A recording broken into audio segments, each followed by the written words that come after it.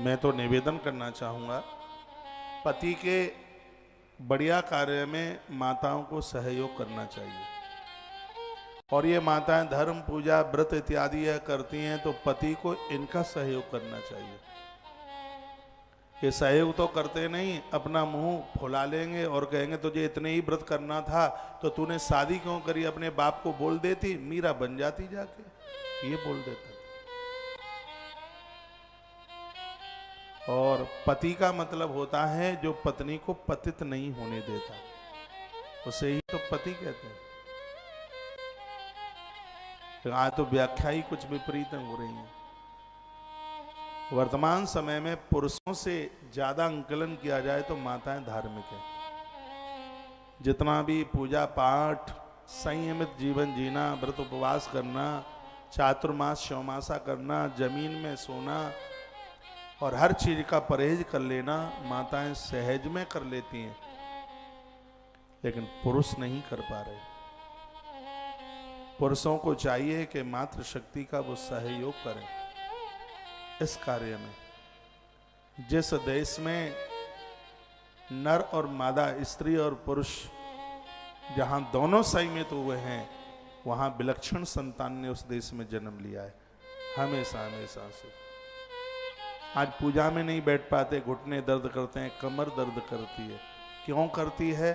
क्योंकि जवानी ठीक से नहीं निकाली, बचपना ठीक से नहीं निकला।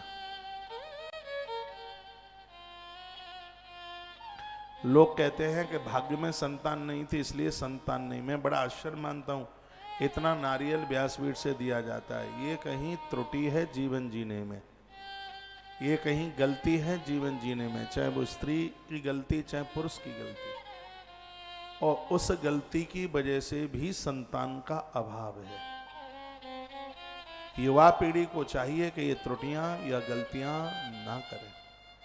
मैंने याज्ञवल्क्य की स्मृति इन 27 महीने में आपको सुनाई है, जिसमें मैंने यह भी बोला है कि पति और पत्नी बच्चों को जन्म देने से पहले 10 महीने का संयम रखकर जमीन में सो के एक बार भोजन करके, दिया जला करके, जप करके, गोपाल बीज मंत्र का जप करके और ये संतान को जन्म देते हैं, उसके घर में परमात्मा जैसी संतान आकर के जन्म लेती है।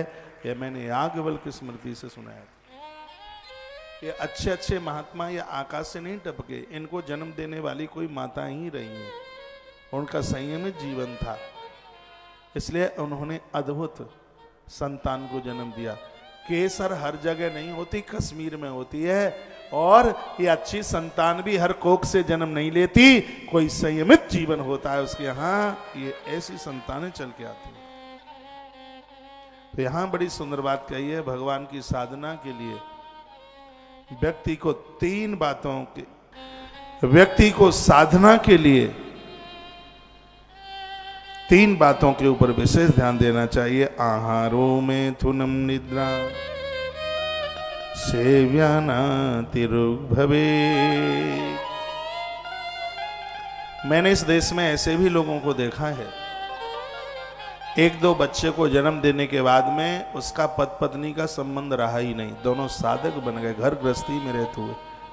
ऐसे ही परिवार में अभी मैं कुछ दिनों पहले पानीपत में था, बोलते हैं हम अपने गुरुजी के सत्संग में गए थे तो गुरुदेव ने व्यासपीठ से एक ऐसी बात कह दी पूरे श्रोताओं को, और वह बात हमारे हृदय में लग गई।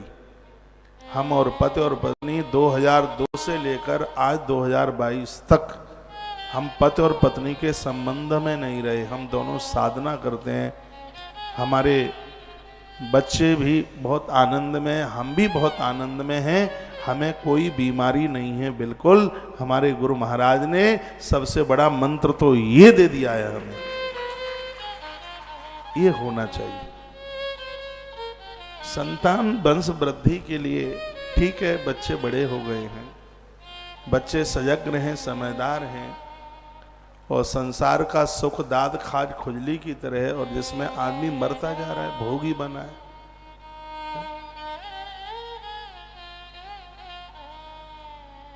ऐसा लग रहा है बिल्कुल जैसे निचुड़ा हुआ आम, गुठली है, फेंकने के लायक है, और क्या है, ऐसा ही हो रहा है। संयमी बने, फिर देखो भजन में मन लगता है कि नहीं। आलस्य रहेगा ही नहीं, प्रमाद नहीं रहेगा।